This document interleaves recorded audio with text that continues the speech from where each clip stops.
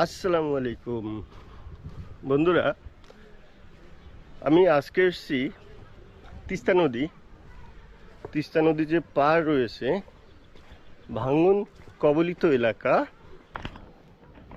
কি বানান এগুলা? শলা। শলা দিয়ে কি করবেন?